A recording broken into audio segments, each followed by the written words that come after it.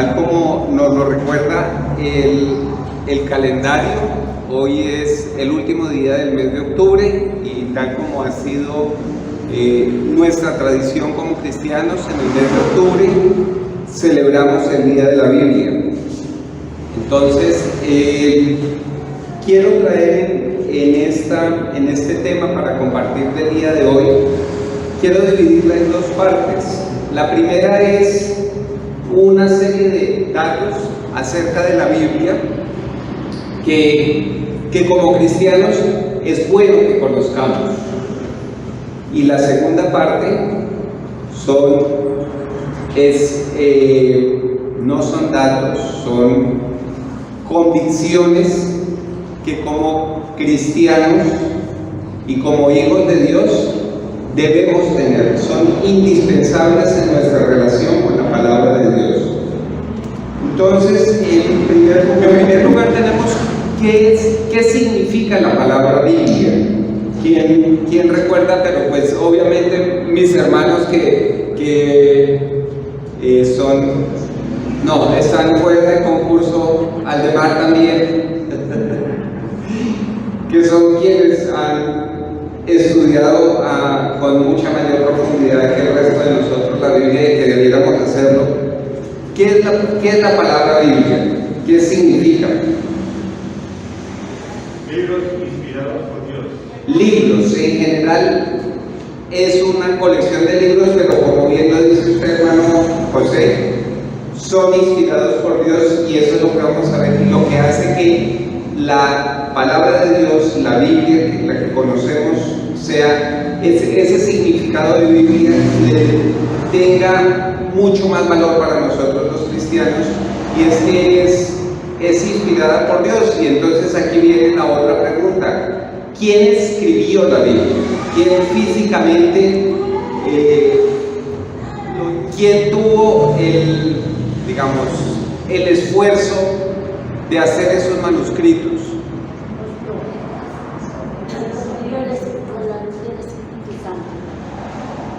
Alrededor de 40 autores en un lapso de unos 1600 años.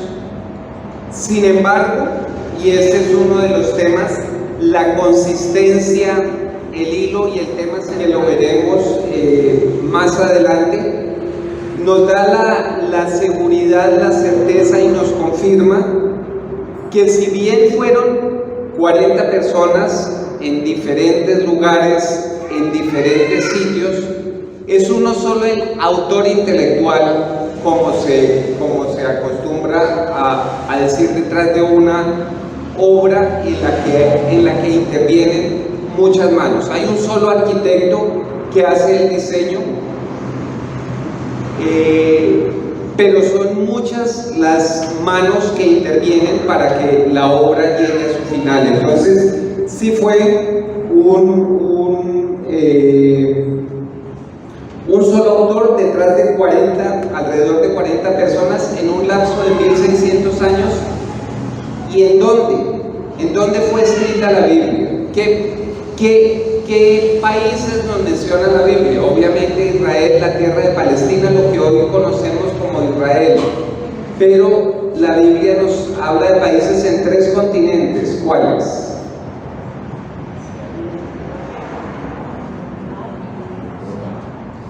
En África nos habla de Etiopía, habla de la reina de Sabá, nos habla de Egipto, de la cautividad en Egipto, también nos habla de la cautividad en Babilonia, es decir, no solamente el más cercano oriente, sino partes de Asia, inclusive hasta la India.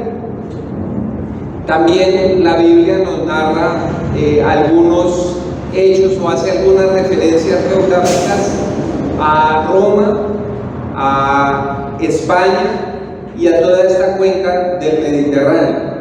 Entonces, ¿qué nos da a entender eso? Una sola persona y que conoce todo ese sector, las diferentes culturas, más o menos en la época del Imperio Romano, un poco antes mucho antes, con la creación pero el tiempo del ministerio sobre la tierra de Jesús, que fue bajo el Imperio Romano, comprendido por personas de muchas nacionalidades. Sin embargo, el hilo y la razón de ser de la Biblia está en un solo lugar y en un solo eje. Volvemos a la aseveración que nos permite asegurar: es un solo autor intelectual detrás de muchos autores materiales en muchas partes y a lo largo de mucho tiempo, para que hoy tengamos nosotros esta oportunidad. Tal vez hace 8 o 15 días nos hablaban de las limitaciones que tuvieron en el tiempo los cristianos para acceder a la palabra de Dios, y la que tienen hoy en algunos lugares para hacerlo, y la bendición que debemos agradecer, que cada día podemos venir ante la presencia de Dios a pedirle orientación y a pedirle guía a través de su palabra. ¿Cómo está conformada la Biblia? La Biblia está conformada en dos grandes divisiones, que las conocemos como el Antiguo Testamento y el Nuevo Testamento. La palabra testamento en nuestros días usualmente la conocemos como el legado, o el documento, la voluntad, el hecho y el documento a través del cual una persona asigna su herencia, deja un testamento. Sin embargo, para la Biblia nosotros tenemos un significado diferente de la palabra testamento, que es... ¿Cuál es?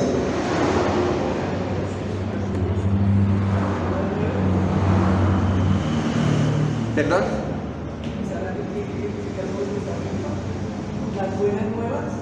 La palabra testamento. Sí, la Biblia y el Nuevo Testamento nos anuncian las buenas nuevas, pero la palabra testamento para la Biblia, cuando estamos haciendo referencia a la Biblia, tiene un significado muy particular, que es el pacto. Es el pacto, que en el Antiguo Testamento, según nos dice la misma palabra de Dios, en Éxodo 31:18, Dios hizo un testamento, hizo un pacto con el pueblo de Israel cuando lo sacó de Egipto, cuando estaban durante todo lo que nos narra la Biblia en el Éxodo. Él los estaba llevando a través del desierto hacia la tierra que les había prometido, a cumplir la promesa que le había hecho a Abraham, y en un momento determinado se reunió con Moisés. No fue virtual, fue presencial allá en el monte, y le entregó 2 tablas, las 2 tablas de la ley, y ahí estableció el primer testamento. Le dio una serie de indicaciones a su pueblo. Más adelante, ese mismo testamento se lo le refrendó la importancia de ese testamento cuando habló con Josué, en Josué 1:8, y le volvió a decir: mire lo que tiene que hacer, póngale cuidado a lo que tiene que hacer.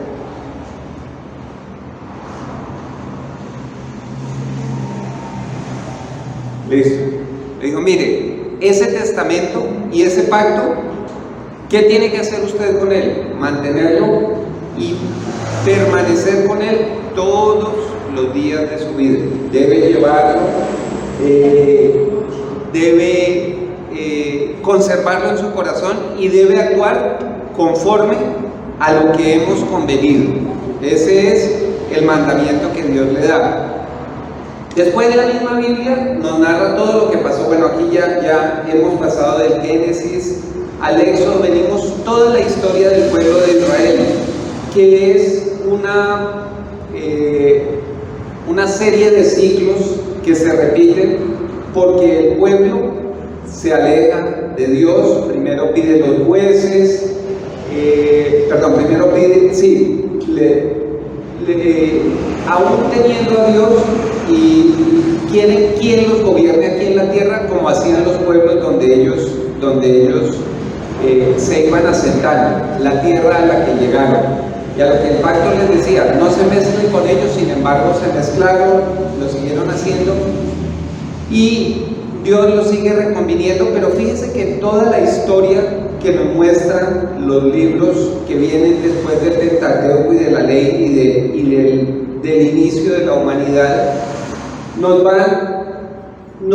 traen algunas veces, inclusive desde antes, inclusive desde el Génesis, cuando Dios le pide a Abraham el sacrificio de su hijo. Ahí ya le está mostrando, le dice: mire, hay un sacrificio y es de algo, de alguien muy amado y muy importante. Y así poco a poco, alrededor de todas las historias, nos va mostrando nos va trayendo una idea, una premonición, no, un anuncio de lo que iba a ser, de la que iba a ser la razón por la cual habría la necesidad de un Nuevo Testamento, de un nuevo pacto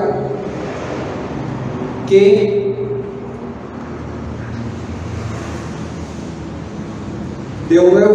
se sellaría con la venida de nuestro Señor Jesucristo.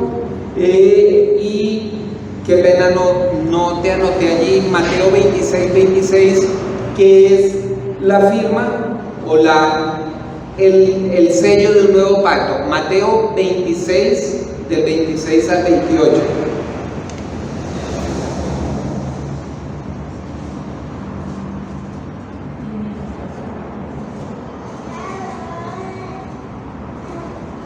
Entonces son estos dos grandes momentos de la Biblia, narrados en la Biblia. El primero, donde Dios le da al pueblo las normas y lo que debe seguir, y todo lo que viene después en el Levítico, cuando les dice: mire, esta es la ley que ustedes deben seguir. Cuando esa ley se transgrede, hay un sacrificio. Y esos sacrificios son todos los que nos habla Levítico de toda la santificación y la purificación, y que en ese entonces solamente lo podían hacer los sacerdotes, eran los únicos que estaban autorizados a venir delante de la presencia de Dios. Pero vienen todos estos anuncios que va a venir el Mesías, y cuando llega Jesús se hace patente este sacrificio. Muere Jesús en la cruz, resucita, tal como lo recordamos cada 8 días cuando tomamos la Santa Cena, y se firma el Nuevo Testamento. Fíjense que a pesar de estos 1600 años, a pesar de los 3 continentes, de 3 lenguajes, porque todo lo que varían los lenguajes a lo largo de ese año de 16 siglos y extendidas en 3 continentes.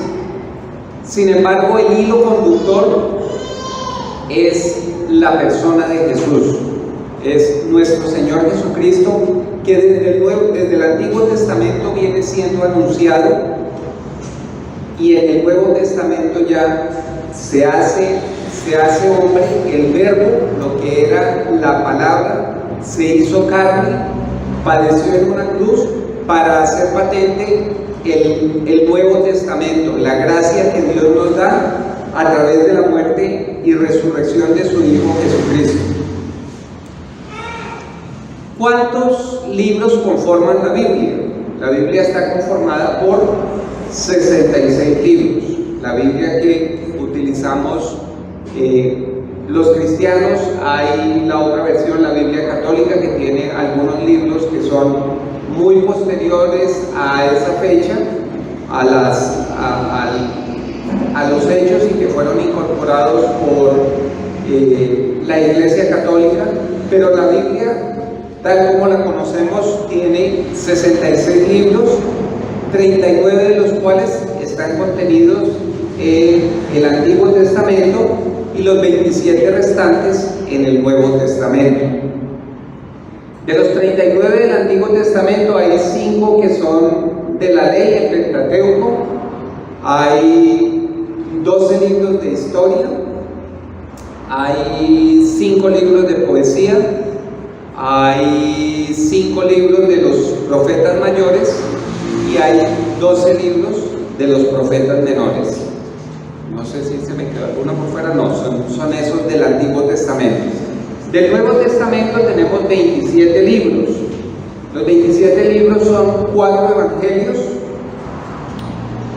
Mateo, Marcos, Lucas y Juan, un libro histórico, el libro de Hechos, 13 cartas paulinas, en su mayoría, hay algunas dirigidas a una persona en específico, hay algunas dirigidas a una comunidad, a una iglesia en una región, como los romanos, los gálatas, los efesios, los filipenses, y las de Tito y Filemón, que son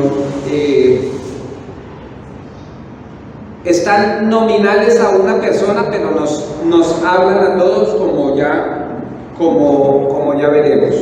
Hay 8 cartas generales y hay un libro de profecía. Además de eso, ¿cuál es el capítulo más largo que tiene la Biblia? Hay unos datos aquí que son, no sé, la memoria no me da para tanto. ¿Cuántos son los versículos? Capítulos. 1189 capítulos, 929 en el Antiguo Testamento y 260 en el Nuevo Testamento. Versículos: 31.102. ¿Cuál es el capítulo más largo de estos 1189? El Salmo 119.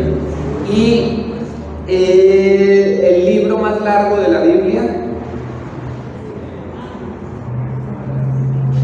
también es el libro de Salmos, con 150 capítulos o 150 salmos. El libro más corto de la Biblia, Juan, la segunda carta de Juan, que tiene 13 versículos en un solo capítulo. Y el capítulo más corto es el Salmo 117, que contiene apenas 2 versículos.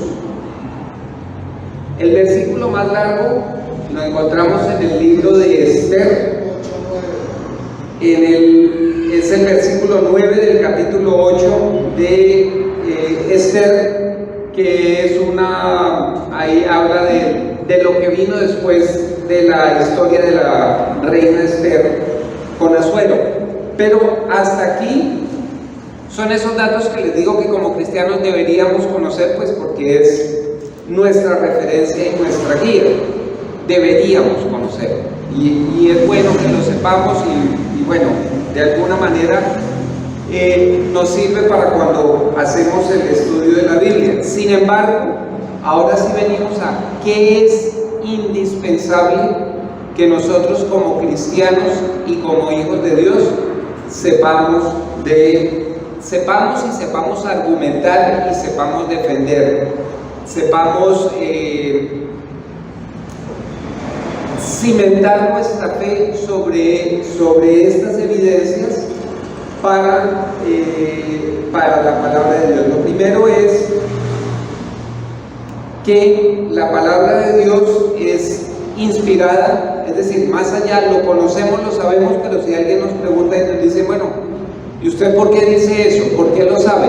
Por fe. Bueno, sí, pero pues yo puedo creer otra cosa, es el argumento que le ponen a uno en contra. Yo también puedo creer otra cosa, o digamos, no le entiendo y no veo cómo sustenta usted esa afirmación.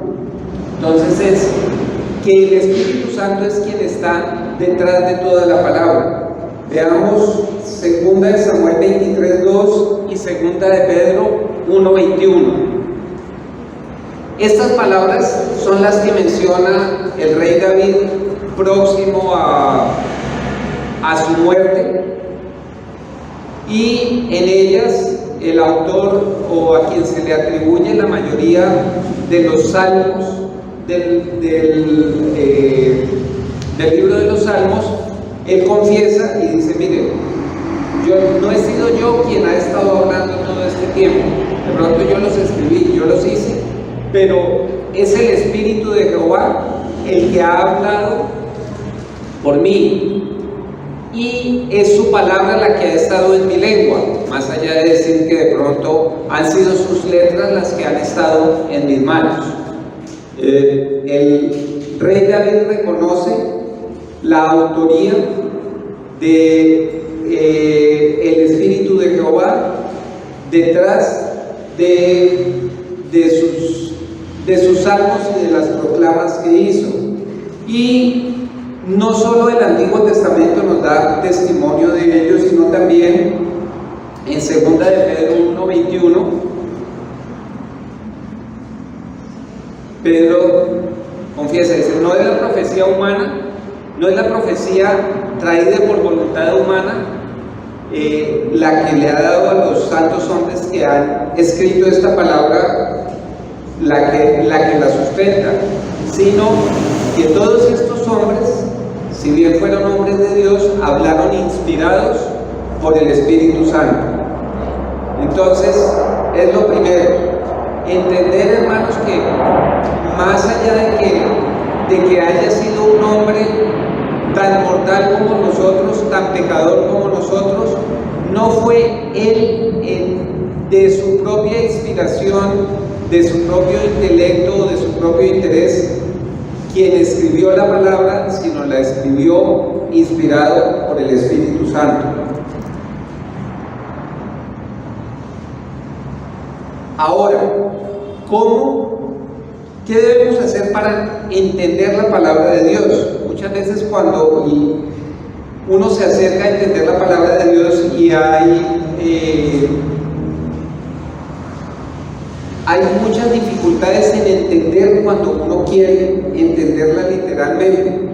Sin embargo, la recomendación o lo que debemos, lo que conviene como cristianos, es que primero nos acerquemos a Dios en oración, que hablemos con Él para que Él nos revele su palabra. Y la misma Biblia nos lo dice: no hay que recurrir a un tercero, hay que recurrir a un asesor a decirle que se hace esto. No, la misma palabra de Dios es íntegra y nos habla aquí a través del profeta Jeremías. Dios nos dice: clama a mí, yo te responderé y te enseñaré cosas grandes y ocultas que tú no conoces. Y nuevamente, no solo es en el Antiguo Testamento, sino en el Nuevo Testamento que Dios nos confirma eso. La palabra de Dios nos confirma.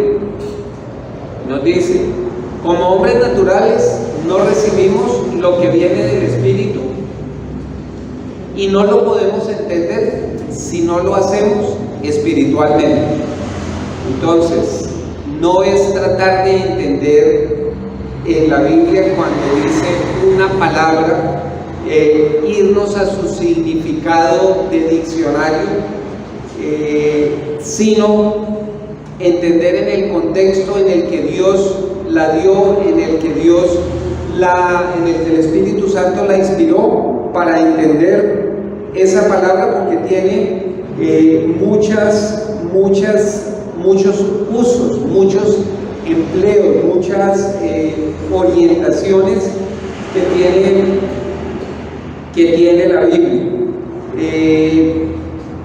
¿Cuál es la actitud? Listo, entonces ya primero llegamos delante de Dios, oramos, le pedimos que de su Santo Espíritu nos llene para entender lo que fue escrito espiritualmente, que lo entendamos espiritualmente, no que lo entendamos textual o literalmente tal cual lo dicen las palabras, sino lo que Dios verdaderamente nos quiere decir a través de la palabra.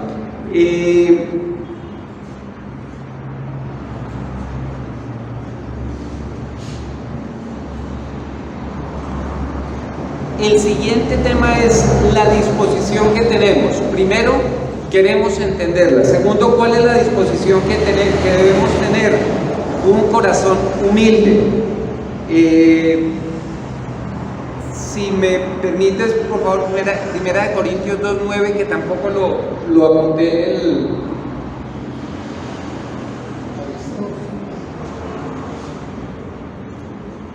Listo. Entender que lo que Dios nos quiere decir, Él lo preparó. Fíjense para quién lo preparó. Para los que le aman. ¿Cómo demostramos ese amor delante de Dios? Listo. Primero es la fe, la disposición, la intención del corazón de querer aceptar todo aquello que Dios nos da. Dios nos ofreció a su Hijo Jesucristo, sin embargo no es una imposición, no es una imposición para el hombre, es una ofrenda de amor, es una gracia para todo aquel que le quiere recibir. Esa es la disposición con la que nos acercamos a leer la palabra de Dios. Entonces, lo primero es entender que Él la hace para quienes le aman. Segundo, ¿qué otra intención cuando nos acercamos a la palabra de Dios? Es reconocer que el principio de la sabiduría está en Jehová. Es decir, no venir con ideas preconcebidas, no venir a la Biblia a buscar lo que queremos que la Biblia nos diga, sino venir con la humildad de corazón y con la disposición, entendiendo que cuando tememos a Jehová es la sabiduría de Él, es su santa voluntad la que nos habla y nos dice, y la que debe, la que prima, no como tantas veces nos lo repite el pastor Edgar aquí cuando nos habla. No es venir a buscar a que Dios haga lo que nosotros querramos, es venir con la humildad del corazón a saber que nosotros somos sus hijos, que nosotros somos sus siervos y que no es Él quien es un Dios utilitario, quien es un Dios a quien pretendemos utilizar para lograr nuestros fines, sino es un Dios suficientemente amoroso, que entiende, que nos conoce, que sabe lo que necesitamos y lo que queremos, y que Él con toda la generosidad nos lo prodiga, no cuando nosotros decimos, no cuando nosotros pedimos, no cuando nosotros peleamos o exigimos, sino cuando venimos con la humildad de corazón a hablar con Él. ¿Qué pasa cuando uno no llega con esta disposición delante de Dios? Si uno llega con altivez, si uno llega con algún tipo de resentimiento, si uno llega a oír la palabra de Dios con algún tipo de, tal vez, suficiencia, es probable que la palabra de Dios no le hable a uno. ¿Cómo la misma Biblia nos dice que debemos llegar a buscarlo?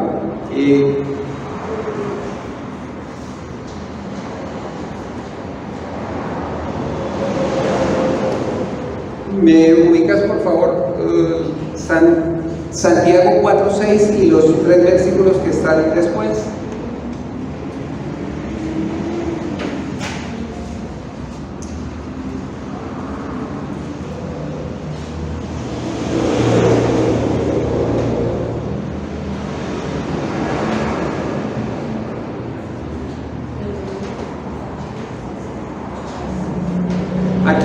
palabra muy importante que es para mí clave en ese versículo y que quiero compartirlos, más que una palabra, 3 palabras. ¿Qué hace Dios con quienes se presentan humildes delante de Él? Da gracia. ¿Cuál es la gracia que Dios nos da? ¿Cuál es la mayor gracia que hemos recibido de Dios? La salvación. Ese es el regalo que hemos recibido.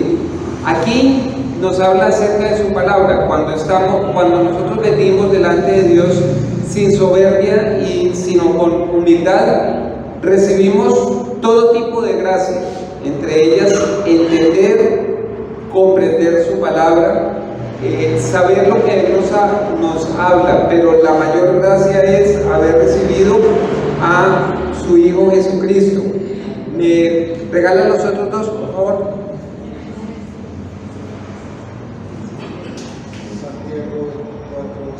Santiago 4:6, el anterior. 6, 7 y 8.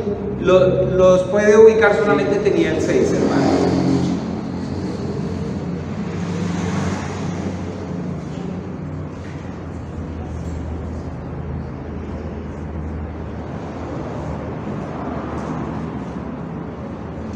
Gracias, hermano. Y finalmente Proverbios 3:34.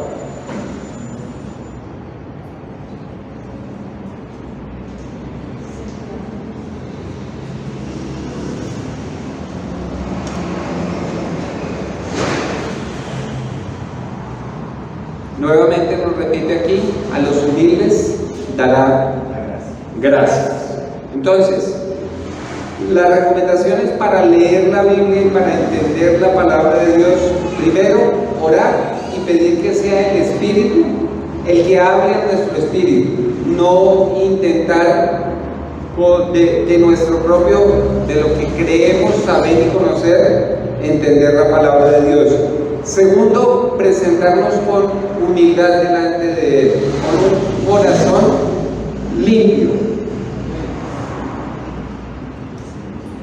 Tercero, entender otra cosa muy muy importante en la Biblia, que también de muchas maneras la he escuchado en los sermones del hermano Edgar. Si nos puedes, por favor, Gálatas 2:16 y Romanos 3:20.